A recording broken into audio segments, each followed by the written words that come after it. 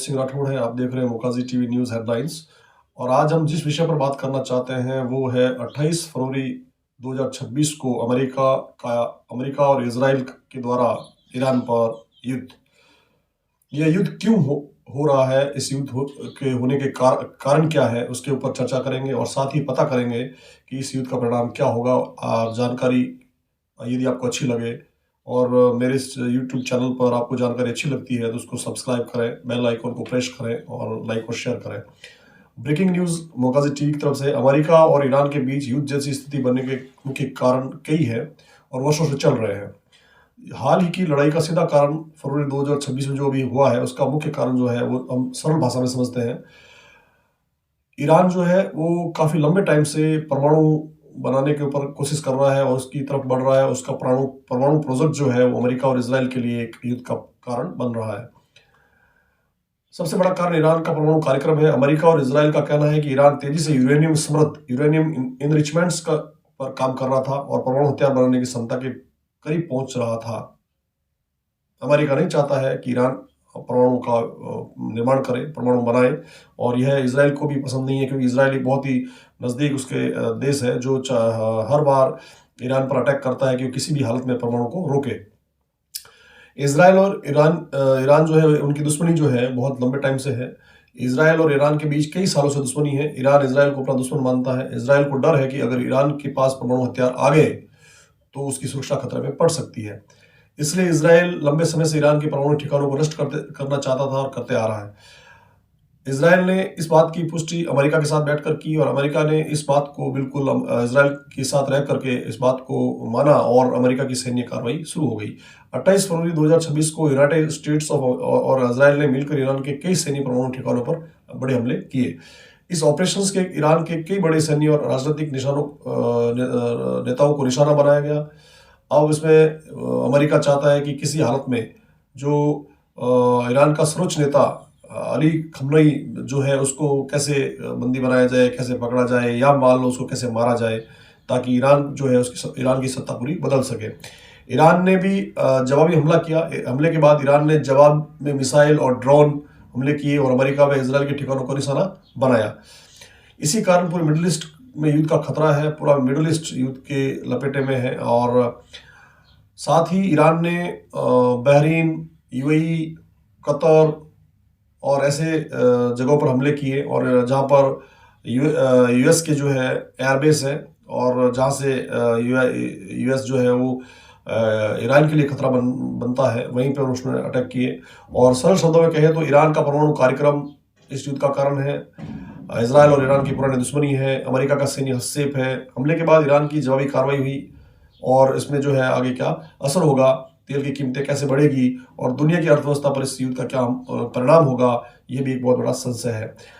दुनिया में तनाव बढ़ गया है क्योंकि संयुक्त राज्य अमेरिका और ईरान के बीच बड़ा सैन्य टकराव शुरू हो गया है और लगातार कल 28 फरवरी को भी दिन में था और पूरी रात रहा।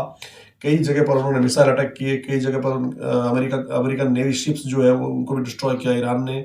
और ईरान के नागरिक इस चिंता में है कि आगे कितना लंबा युद्ध चलेगा, कितना युद्ध का परिणाम होगा, कैसा होगा, किस प्रकार एक महिला हॉस्टल्स पर हमला किया जो लड़कियां रहती थी ईरान में। वहाँ पर 40 के आसपास लड़कियां जो है एक साथ खत्म हो गई और अन्य ईरान के नागरिकों की भी मृत्यु की पुष्टियां हो रही है। क्योंकि जब हमला होता है तो लोग जो है हमले से ही नहीं मरते, हमले के साथ साथ उनकी दहशत जो होती है वो भी एक मरने का कारण बन जाती है। इसमें बड़े हैं, बुजुर्ग हैं, बच्चे हैं, महिलाएं हैं। सैन्य परमाणु ठिकानों पर हवाई हमले किए। इस ऑपरेशन का उद्देश्य ईरान के परमाणु कार्यक्रम को रोकना बताया जा रहा है। हमले के बाद पूरे मध्य पूर्व में तनाव बढ़ गया है और कई शहरों में विस्फोट की खबरें सामने आई है। इसके साथ ईरान ने मिसाइल हमले किए और मध्य पूर्व के कई देशों में मौजूद अमेरिकी सैन्य ठिकाने जो मैंने बताया आपको, यूएई है, उसके बाद में बहरीन है, कतर है, ऐसे कई ठिकाने हैं। और इस संघर्ष का वैश्विक स्तर पर जो है चिंता बढ़ गई है। ये जो युद्ध चल रहा है अमेरिका और ईरान का, जिसमें इजराइल अमेरिका का साथ दे रहा है, इसमें एक कारण और बढ़ गया है कि जब इजराइल अमेरिका का साथ दे रहा है या अमेरिका इजराइल का साथ दे रहा है तो अब रशिया और चाइना जो है वो भी इसमें आगे आ सकते हैं। एक न्यूज़ के अंदर ये भी आया है कि अगर मान लीजिए ईरान जो है उस पर अमेरिका और इजराइल मिलकर अटैक कर रहे हैं, तो इसके अंदर जो है अगली कार्रवाई जो हो सकती है वो किसकी हो सकती है? मतलब रशिया और चाइना की हो सकती है। लेकिन रशिया और चाइना इसमें भाग लेंगे या नहीं लेंगे, वो एक बहुत बड़ा विषय है। कारण कि रशिया जो है यूक्रेन के तरफ अपना इंटरेस्ट ले रहा है, और चीन जो है उसका भी इंटरेस्ट है अपने पास के मुल्क के ऊपर। और इस स्थिति में वो कितना अमेरिका का और कितना रशिया रशिया जो है कितना ईरान का साथ देता है, वो उनके न्यूज़ हेडलाइंस में बताएंगे आगे कि दोनों का क्या इंटरेस्ट है, दोनों कैसे हैं। एक न्यूज़ है, ईरान अकेला है, अंदर से कमज़ोर और चारों तरफ दुश्मनों से घिरा हुआ है। ईरान के कई दुश्मन है, इसमें अमेरिका इजराइल नहीं है, पश्चिम एशिया के सुन्नी स्टेट्स भी है।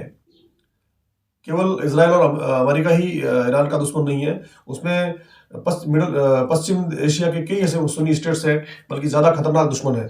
अमेरिका इजराइल हमले की हिमाकत कभी नहीं कर पाते। अगर सऊदी, कतर, जॉर्डन ने थोड़ा साहस दिखाया होता। इस्लामिक दुनिया का खलीफा बनने वाला तुर्की भी खामोश रहा। The organisation of Islamic corporation OIC सिर्फ कश्मीर के हमले के मामले में सक्रिय होता है, बाकी समय वो कागजी शेर बना रहता है। सवाल है कि OIC क्या कर रहा है आज? उसके साथ ही अमेरिका इजराइल को मालूम है कि ईरान आर्थिक रूप से कमजोर है, जनता का बड़ा हिस्सा हमले से नाराज है। दूसरा, ईरान अभी तक पिछले हमले से नहीं उबर पाया है, संभलने से पहले ही तोड़ दो। इसलिए एक तरफ बातचीत का स्वांग रचा, लेकिन साथ में तैयारी करते रहे, आखिरकार बिना किसी उकसावे के हमला कर दिया।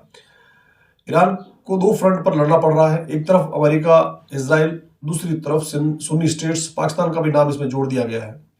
ट्रंप पाकिस्तान को इसी दिन के लिए खिला पिला रहा था। बहरीन, कुवैत, कतर में मौजूद अमेरिकी ठिकानों पर हमला करके ईरान ने युद्ध क्षेत्र का दायरा बढ़ा दिया है। संभवतः ईरान की सोच है कि मुस्लिम वर्ल्ड का जनमत उसके पक्ष में खड़ा होगा और वो इसे लेवरेज की तरह इस्तेमाल कर पाएगा। लेकिन इसकी संभावनाएं कम ही है। ज्यादा संभावनाएं इस बात की है कि सुन्नी स्टेट्स भी ईरान पर हमला करेंगे। UAE कह चुका है कि उसे ईरान पर हमला करने का अधिकार है। ईरान के पास सुरक्षा के लिए कुछ नहीं है, हमले के लिए सिर्फ बैलिस्टिक मिसाइल्स। एयरफोर्स, नेवी दोनों कमजोर हैं। मिसाइल का जाखिरा भी धीरे धीरे कम होगा। अगर चीन और रूस ने निर्णायक हस्तक्षेप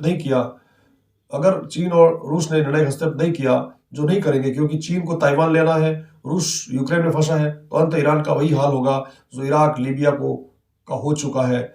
आप इसके बारे में पहले भी जानते हैं। तो यह एक छोटी जानकारी है, और मोकाजी टीवी हेडलाइंस की तरफ से आपके लिए एक और जानकारी आने वाले समय में कई वीडियोस के माध्यम से लाने की पूरी कोशिश करेंगे। तब तक दीजिए आज्ञा। जय हिंद, जय भारत।